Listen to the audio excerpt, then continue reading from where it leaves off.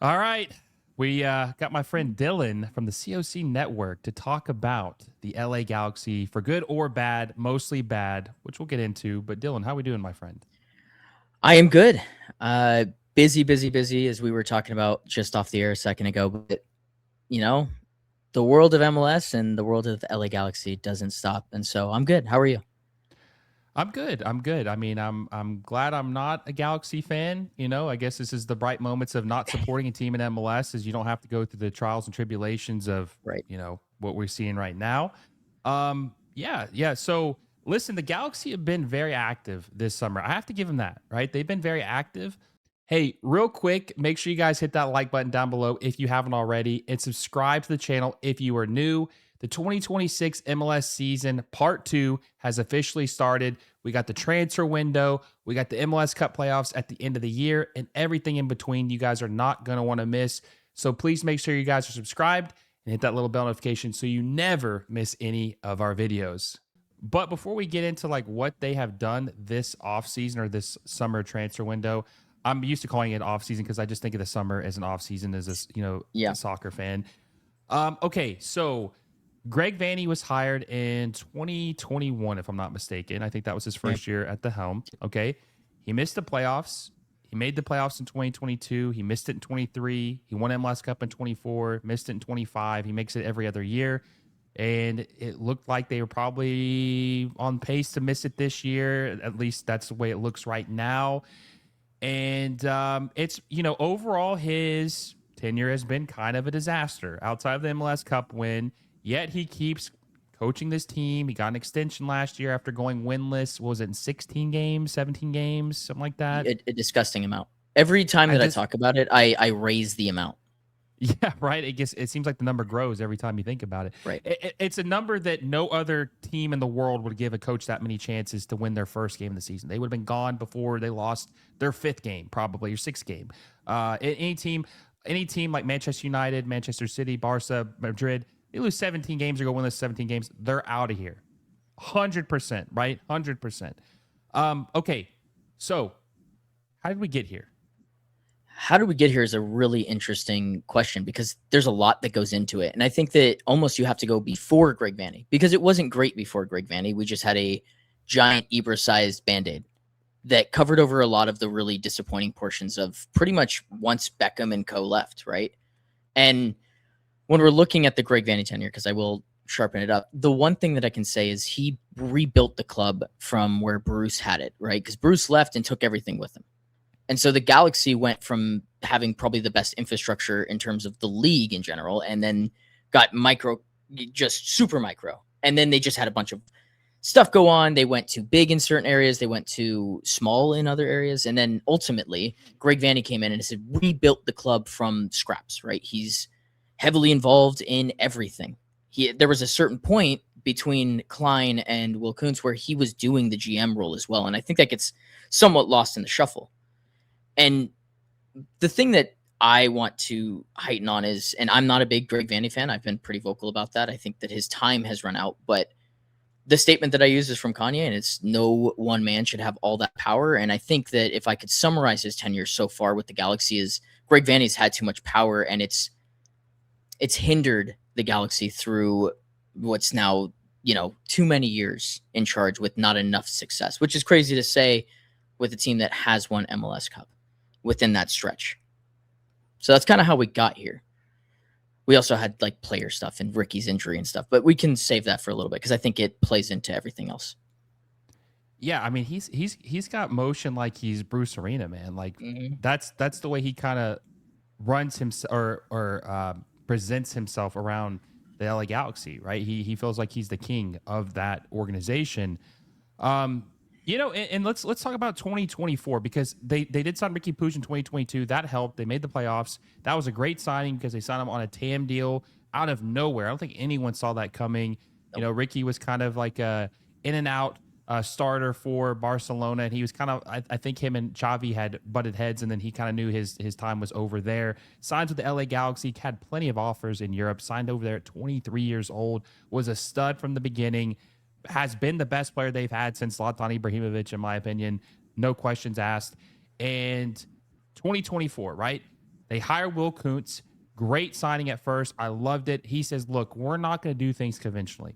We're going to go out and we're going to sign young players with upside that we can flip and sell down the line who are good for us and can develop here. They go sign Gabriel Pec, 22 years old at the time, from, Vasco da Gama. That's who it was. I think it was Vasco da Gama. Then they signed Joseph Paintsel from, I always get it committed. Is it Genk or is it Gent? Yeah. Genk. Okay, yeah. Genk. Yeah. Yeah. The Belgian side. Yes. So they did things differently. They had Jovic still, Ricky Puig behind. Totally different build than we're accustomed to seeing the LA Galaxy. They normally have at least one superstar signing, and they end up winning MLS Cup. They also did sign Marco Royce, and they did it without Ricky Puig. And at that point, Dylan, I thought, wow, this LA Galaxy has rebranded themselves as a team that wins with unknown players. Like, this is not something we've ever seen the Galaxy do. This is a new era of the Galaxy.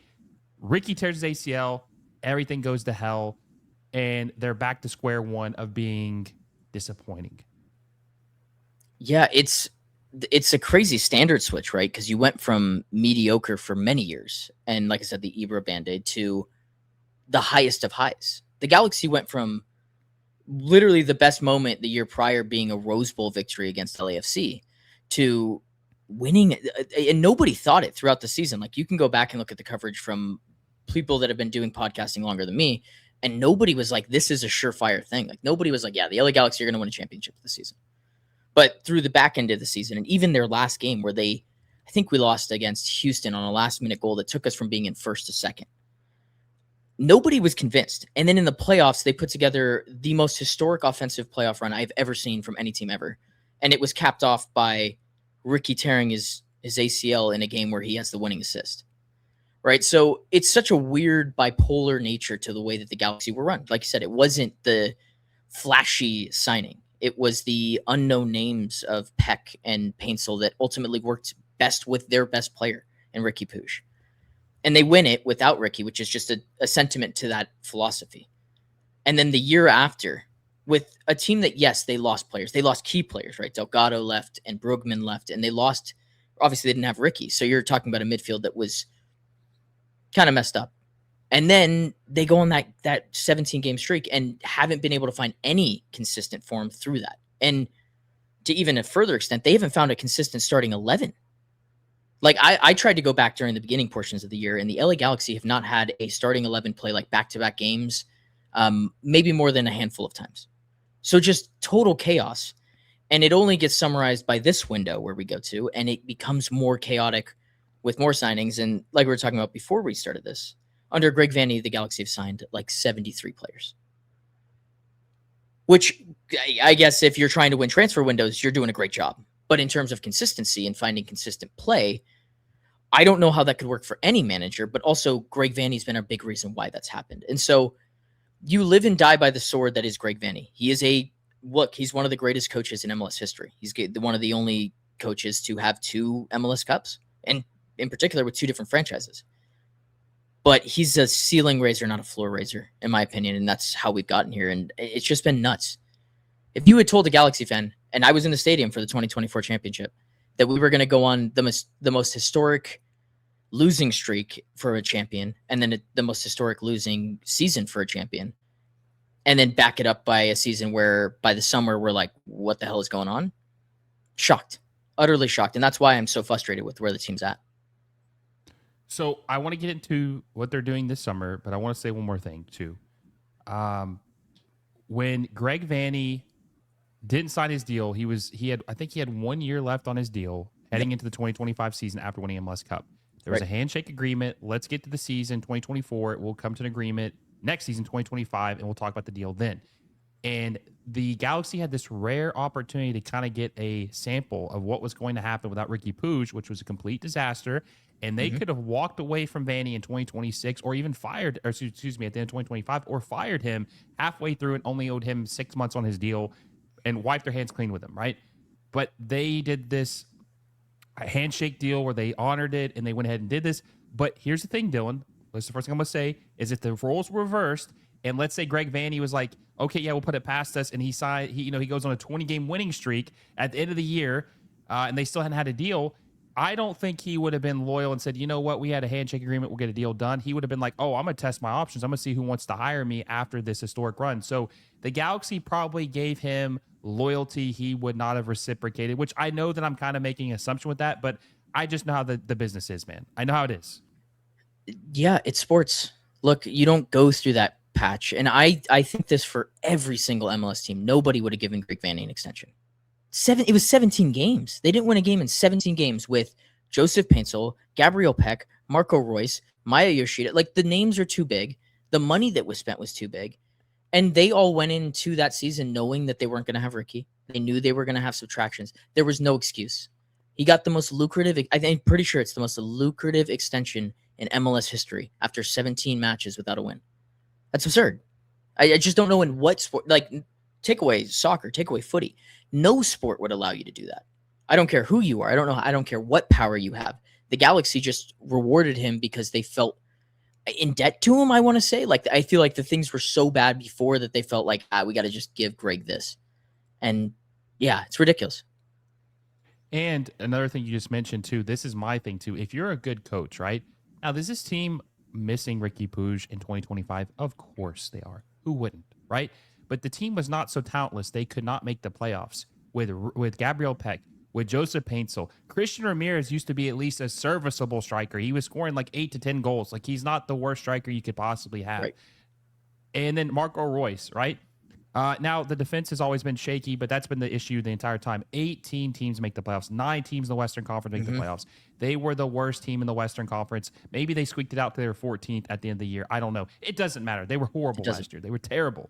And my point is that Ricky Puig, as much as good as he is, I love Ricky Puig. I think he's incredible. I'm glad he came to MLS when he did. He is not that good to where you go from MLS Cup winning team to worst team in Galaxy history. That's not how good he is. There should never be a situation where any player on the Galaxy is that you're that dependent on them. That should never be the situation. That's on Greg Vanney. Yep. And you know what? It's funny because I get the very focused lens of LA Galaxy Sphere, where every week I watch this team and I watch the reactions online and in person, and people will still use the Ricky Puig excuse to this day, even with the signing that we're going to talk about because it's the biggest signing. People are still using Ricky Puig as a crutch, and I think that's fundamental from the ground up. I think it comes from the front office. I think it comes from Will Kuntz. I think it comes from Greg Vanney. Everybody is like, we can't play the same way because we don't have Ricky. Well, yeah, no crap.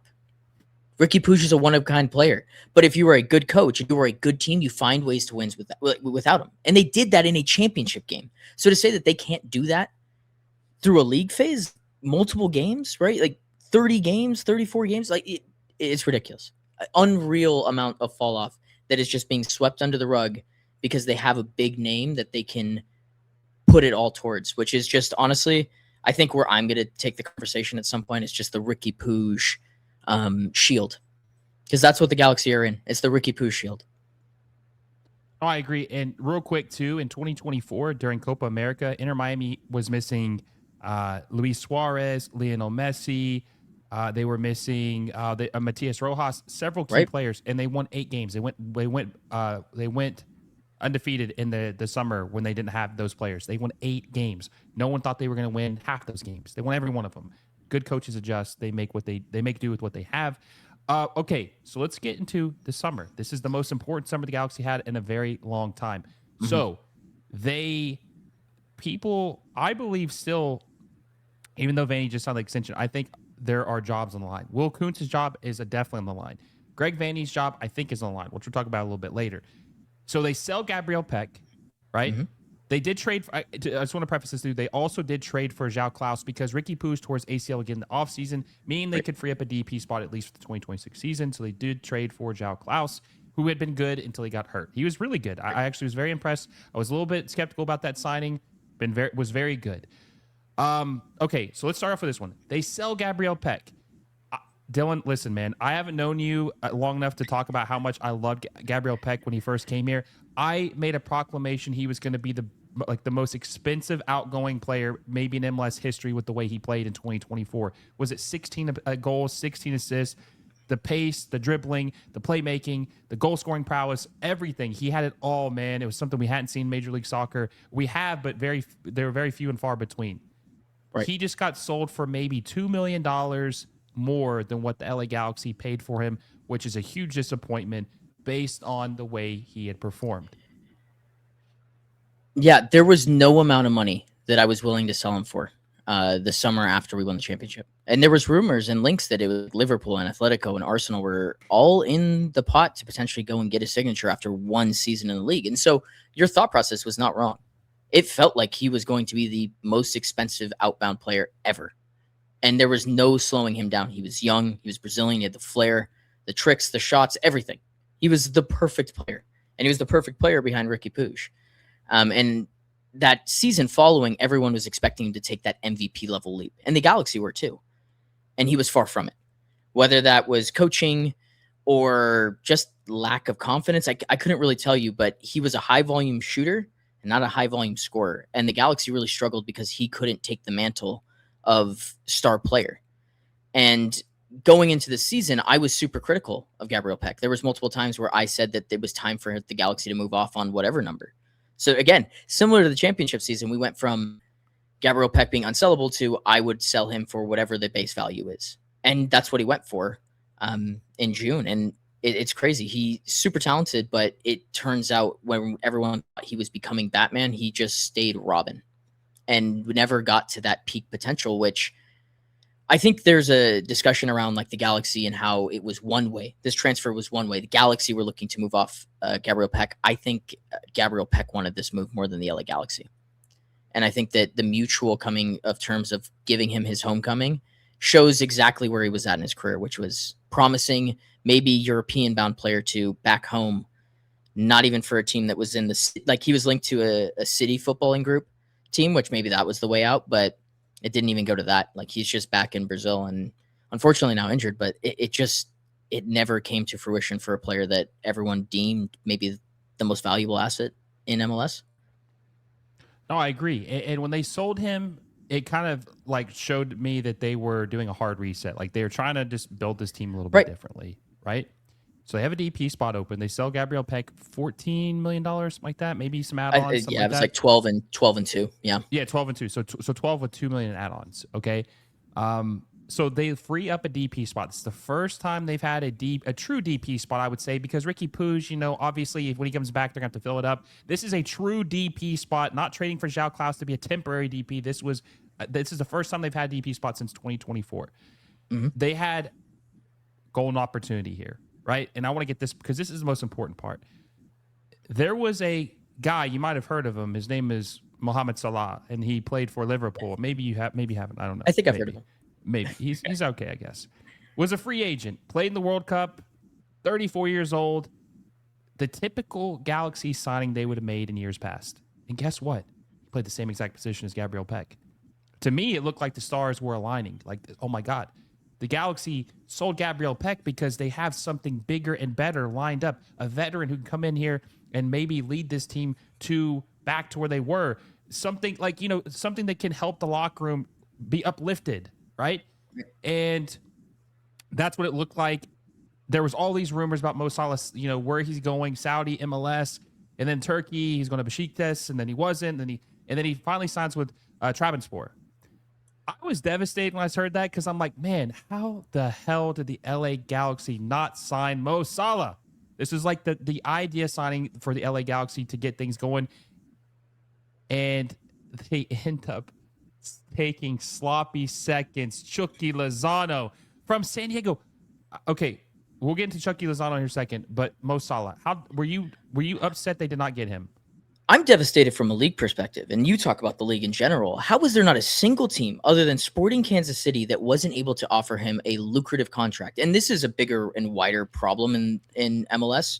And this is the whole point of getting a new commissioner in and trying to fix roster rules. There is no excuse that a U.S. market could not pay the money for Mo Salah, because that's what it's going to be reported as. I bet you that we had discovery conversations around him, but the only real reporting is that Sporting Kansas City was the only team willing to chuck a bag at Mo Salah. Like his jersey sales and everything that comes with having maybe the greatest generations player, like over the last 10 years for Liverpool, come to the States. Nobody was really in for him. And the Galaxy, the most historic franchise in the league that the guy they brought in that superstar in Beckham, right? They know how to do this. This template has worked for many teams. It's currently working for Inter Miami. You're telling me that Mo Salah was available and they didn't do everything to go and get him? They didn't spend every single ounce of money. AEG didn't spend every single available resource to go and get him.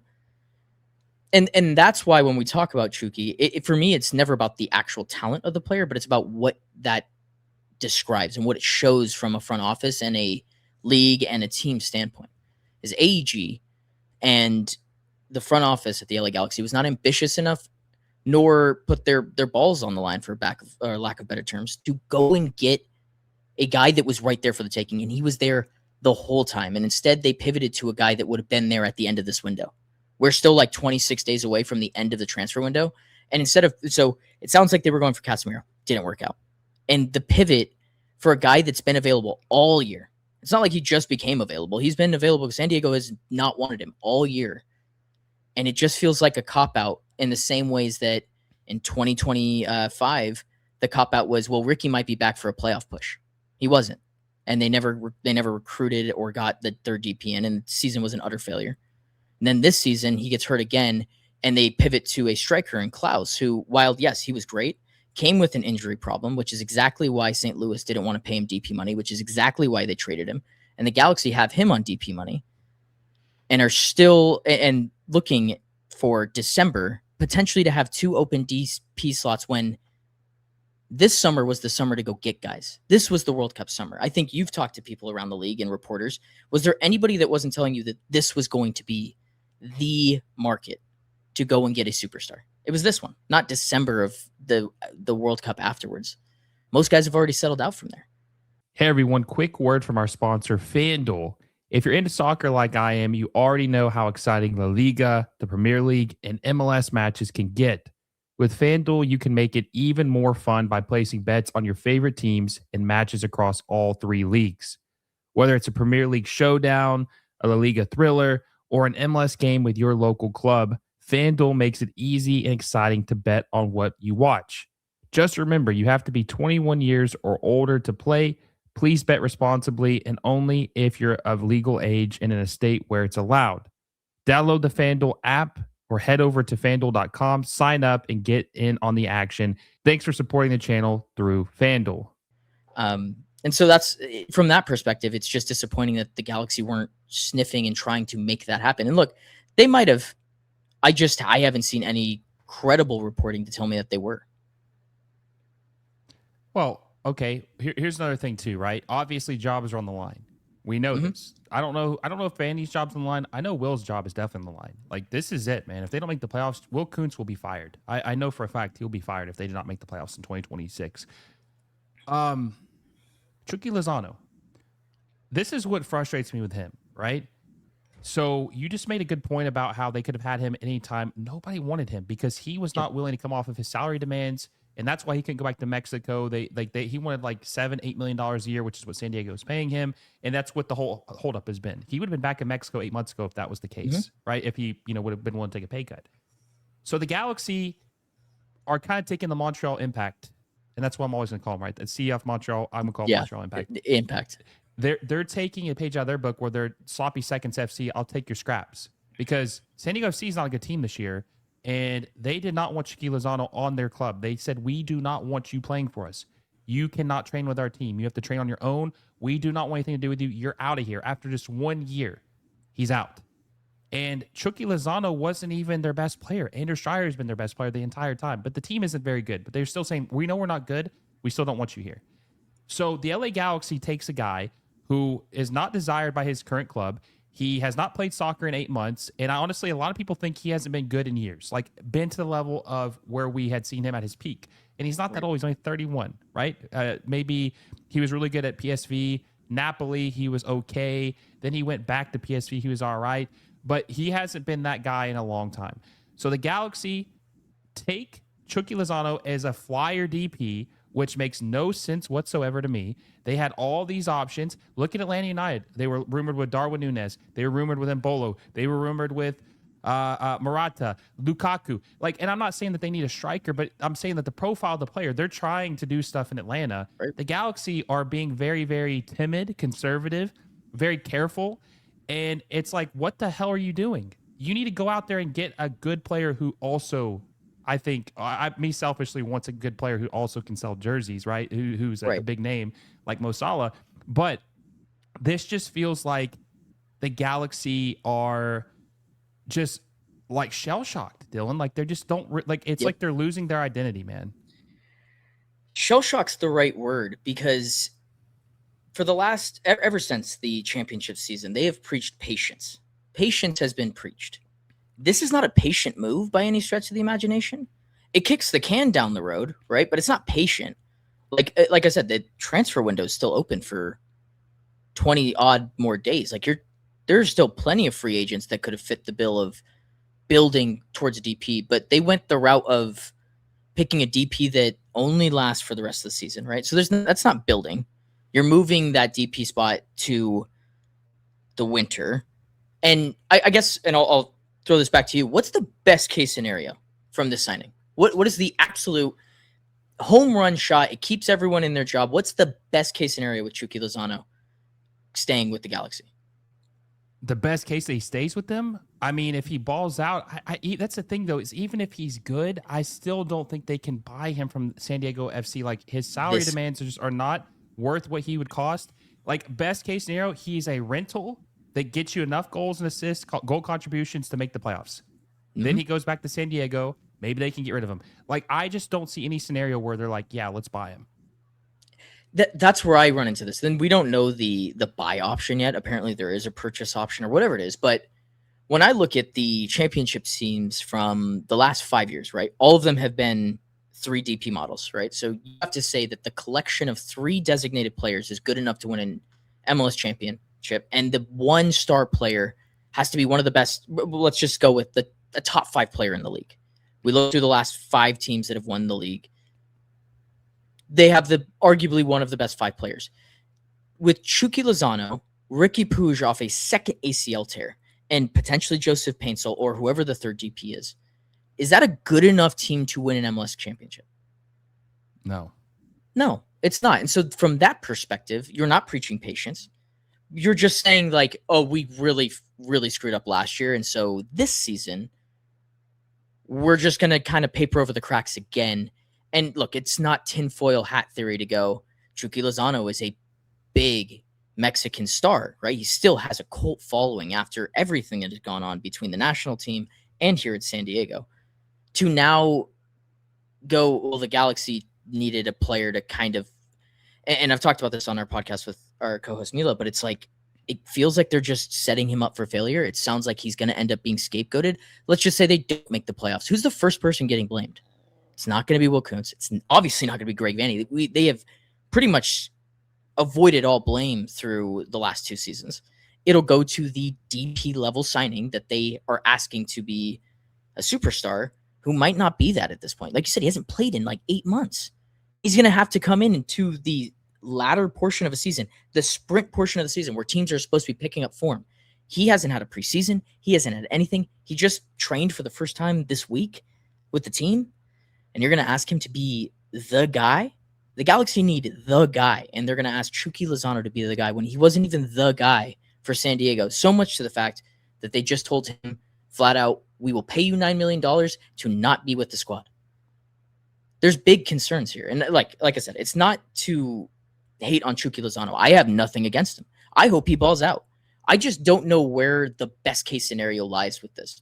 The best case scenario, he balls out, the Galaxy pay a ton of money, and they aren't a team that I would consider good enough to win a championship.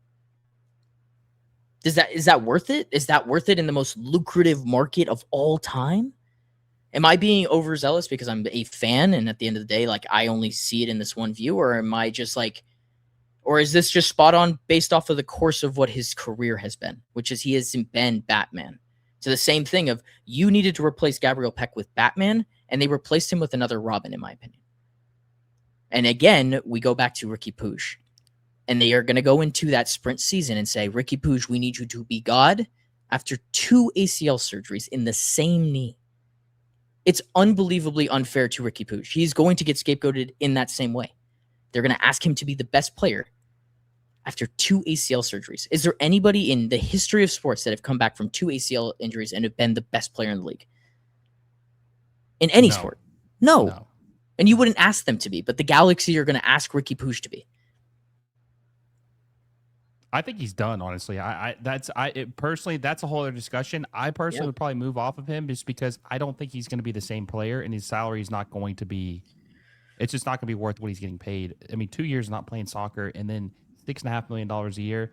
I think it's probably best to move on, but we'll see. We'll see. I'm gonna give him a chance. But like they made other signings too, right? They signed Kyogo. They signed him from Birmingham, who was very good at one point from Celtic. But it's a little confusing, which I'll get to in a second because of João Klaus coming back soon. And then also, too, they signed Sergi Roberto, who actually liked that signing pretty well. It feels like they don't want a superstar. They just want a committee. They just hope that enough decent players can kind of lift it all up, right? You know, you get maybe it's too heavy for one guy, so you get 5 other guys to help you lift it. So that's kind of like what I'm thinking. And so Kyogo, I like this signing. But the problem is, they're like, you know, I was talking to my buddy Chris, who covers the LA Galaxy, and he was like, yeah, they're going to try to re-sign João Klaus. I'm like, wait a second, why would they re-sign João Klaus? They just gave Kyogo a 5-year deal. Not a 2-year deal, not a 1-year deal, 5 years. Max TAM. They essentially gave him the longest deal they possibly could to make sure he was not a designated player. So if you're investing that type of money, he's got to start. He can't be a bench player. He's got to be a starter. And João Klaus isn't going to be a bench player. He wants to probably start somewhere. So he kind of, it feels like the room is crowded. You know, maybe if you could get him to be a backup, that would be nice. I don't think that's going to happen. And then, you know, Sergi Roberto's nice. That's not a bad, you know, he replaced a Cerrillo, right? That's ideally who he's replacing. Man, it just feels like a disaster. It just lacks an identity. It lacks a real thorough thought. Like if I was to ask somebody, what do you think the LA Galaxy did this summer? The answer would just be busy. Like they were just busy. They just signed a bunch of guys. And I do like the signings that they've made, barring the Chucky one, just for the reasons, not the player. Yes. But they just have, like I said, it's like they've kicked the can down the road, but they also haven't. Like you just said, like the Klaus thing is kicking it down the road. They decided that once Ricky tore his ACL, they were like, okay, we're going to get Klaus so that we can kick that can down the road. He'll become a TAM player. He'll be our striker. But we're not scoring goals and he hasn't been healthy, so we're going to bring in another striker. Well, Greg Vanney doesn't play a 2-striker system. So you're going to move Kyogo, who just spent a ridiculous amount of money, to the wing. That's not his. And there's people that in our comments and stuff that are like, well, yeah, Kyogo will just move to the wing and it'll all be copacetic. Well, okay, sure. Like in a theory, yeah, that's great. But then you just signed Chucky Lozano. So are you playing all 4 of them together? No. The Galaxy can't defend well. So Greg Vanney can't do that. So who are we playing to here? Who is this? Are these signings for Greg Vanney? Are these signings just because somebody's trying to keep their job? Or where is the thought process? It doesn't line up. There's no timeline here. The Galaxy are just throwing darts at a board and hoping that they hit a bullseye. That's what that Chucky Lozano move in its entirety represents. But the rest of the moves are the same thing. Like you're just chucking and hoping that something sticks. And I don't like that philosophy. It just doesn't lack cohesion in a team that hasn't been consistently good. Like you said with Greg Vanney, make the playoffs, miss the playoffs, miss the playoffs, make the play, like, and then win a championship. Like you got to find a way of being consistent. And Seattle is always the benchmark when we talk about this stuff. But honestly, not even Seattle for me anymore. It's LAFC. Have they ever missed the playoffs? One time. So they missed one time after COVID. Yeah. Right. And so consistently in their thought process, and they haven't had 3 DPs all the time. They haven't necessarily had the greatest rosters all the time. They went and got their star in Bawanga. He's been healthy, and they've just paired him up with good players. And look, they have 20-something days to go and get a 3rd DP. Right? Like that should be the standard. Like your cross-the-street rival is kicking your ass constantly now. And you were supposed to take their mastermind. So do they just have a better entire front office? Like, is their thought process just better than the Galaxy's? Like, to this point, even with the championship season, you couldn't say that's not true. How far off are the Galaxy in terms of consistency to their biggest rival? A million miles, maybe? Maybe? Pretty far, man. Pretty far. I mean, you know, LAFC have their own issues, but they're at least consistently in the conversation, right? I mean, you know, I don't know if they're going to win an MLS Cup, but they're definitely, like I said, part of the conversation. The LA Galaxy, not part of the conversation. As it currently stands, they're in 12th place, right? Now, they just have to finish eighth or ninth to get that last play-in spot to have a Right. chance. And they're 2 points away from doing that. So now they have played one more game than a lot of these teams have so far. So this leads me to my last question for you. Now, this is kind of like, to me, I call this a recipe for disaster. This whole thing is just a recipe for disaster. I just don't see it playing out well. Maybe I'm being too pessimistic, but that's just how I honestly feel. How do you see this playing out? I think, because I'm an optimist in terms of wanting my team to do the best, I think that they make the playoffs. I think there's too much talent for them not to. But at the same time, there's a chance that this goes nuclearly bad, right? And I guess even with the idea that going well is making the playoffs, is that good enough? Like, from an outsider's perspective, is that good enough that the LA Galaxy are just okay with being a player in the playoffs? Like you said, there's 16 teams that make it. Is that good enough from an outsider's perspective if you were looking at the broader scope of the league? I mean, they have the most championships. No, you have to win trophies. Like Yep. no one remembers who was in second, third, fourth, second through 16th place. The only people that remember that are the fans of that team. No one else remembers it. It's all about who wins the trophies. And no, and plus 18 teams make the playoffs. No, that's not impressive at all. They have to win trophies again. They have to be competing for trophies. They need to. But that's the thing, though. I know how this works. They're going to glaze the hell out of this if they make the playoffs and say, look what we did. We saved the season. All the adversity. Ricky was out. We still made the playoffs. Mm-hmm. And we're geniuses. Look at our big brains. We just signed Chucky Lozano, and we made it. So it's like they're, and kind of like what you said, they're using Chucky as like the scapegoat for good or bad. Either it's his fault they didn't make it, or look how smart we were for taking a guy that no one wanted to go near. And that's what they're going to fall back on. It'll be perceived as a gamble, but it lacks nuance. It's not a gamble. Chucky Lozano is not a gamble. He was free. Yep. Taking a chance on a free player is not a gamble.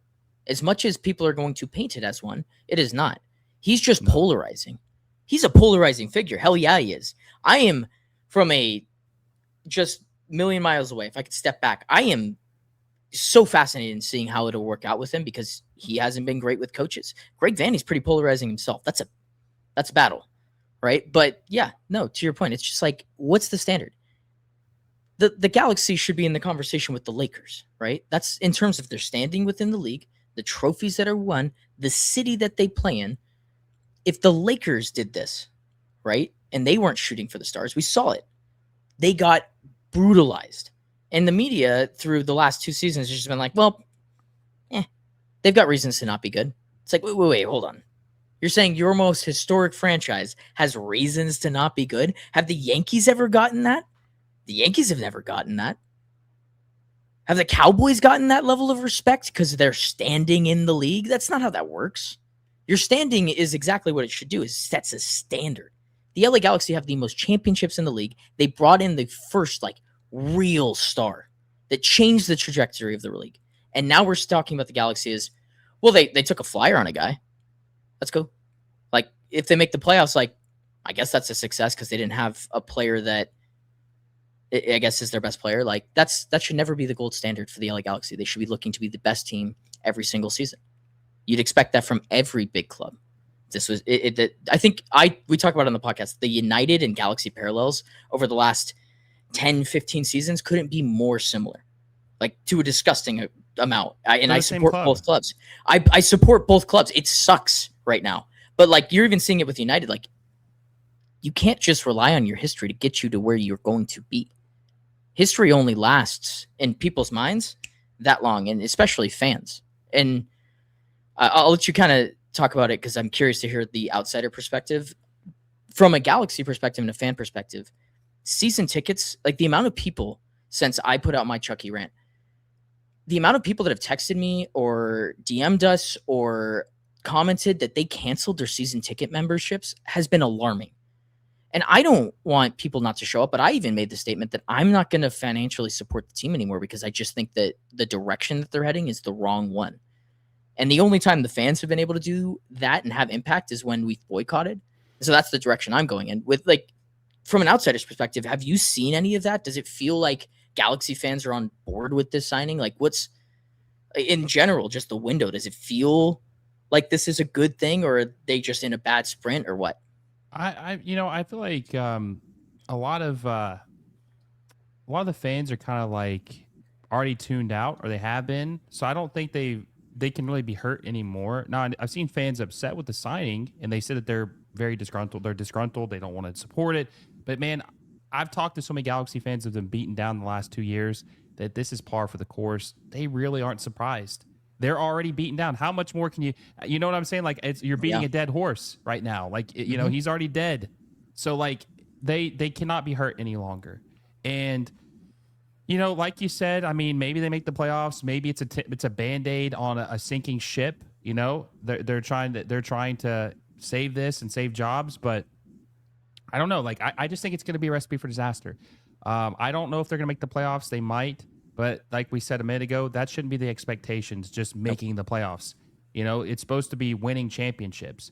If the Galaxy ever get to a point where making the playoffs is just good enough, then this club has lost its way, and it's a very sad day, not just for the team or the fans, but the league. Right. Right. I was looking at so I think there's 15 games left. 15 games left in the season. If you had to give me a percentage as of today, time of recording, right? What's the percentage? Because I think the expectation for me every single year is a deep playoff run. What is the percentage that the Galaxy go on a deep playoff run as of today? Probably like less than 5. Yeah. Maybe less than 5. That's where Maybe I'm at. less. I'd say that. I think less than 5 probably. I mean, hell, I don't even. That's I think it's 50-50. They even make the playoffs. Yeah.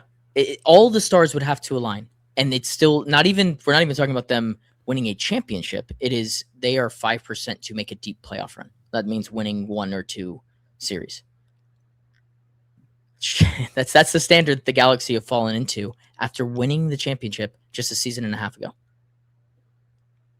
It's sad, man. How far the stars have, or the Galaxy have fallen. The stars have fallen compared to what we are used and accustomed to seeing them, especially after winning a Musk Cup in 2024. Dylan, this was kind of depressing. I'm not gonna lie to you, but we'll see. Listen, even if a team is bad, that's the great thing about sports, man. Even as bad as you can get, there's always a chance. There's a good possibility you can return to success. It's not Right. out of the question. Yeah, So it's the beauty of sports, like you said. You have your ebbs and your flows, you have your ultimate come downs and your ultimate highs, and I'll keep supporting them. Like that's what I try to give our viewers and stuff is I'm a fan. At the end of the day, when I'm feeling low, it'll be low. Like this conversation, even before we were like, we're not sure if it's gonna be that depressing. It ended up being pretty depressing, but that's how I'm feeling right now with this team. And eventually they will be on a high and I will probably feel pretty effing good. But that's the that's beauty of it. That's the That's the beauty beauty of of it, it. man. That's the beauty of it. They reel you back in, right? Yep. Um, Before I let you go, can you tell the fine folks where they can find your channel at and how often you guys are on? Yeah. COC Network, the same thing that's right next to my name here. We have 2 podcasts, Mondays and Tuesdays. One where we talk about the LA Galaxy and MLS, and then that's on Tuesdays. And on Mondays, we talk about the Premier League. And with the season just starting up around the corner here, it's a busy season for us at the COC Network. And you can find us at that on all social medias and then here on YouTube. Yeah, I'll make sure to send you a collab so that way they'll be able to find your channel at the bottom. Heck yeah. Guys, make sure you go check them out at COC Network. Dylan, I appreciate it, my friend. Good Thank you luck for on the having me remainder on. of your season. We'll see what happens, man. And I'm sure we'll Heck have you yeah, we back will. on to talk about what either way the Galaxy end up going. Guys, if you enjoyed this video, make sure you give us a like down below. Subscribe to the channel if you haven't already. And hit that little bell notification so you never miss a video. Don't forget, MLS Moves is presented by FanDuel. Until next time, guys, I will see you all soon.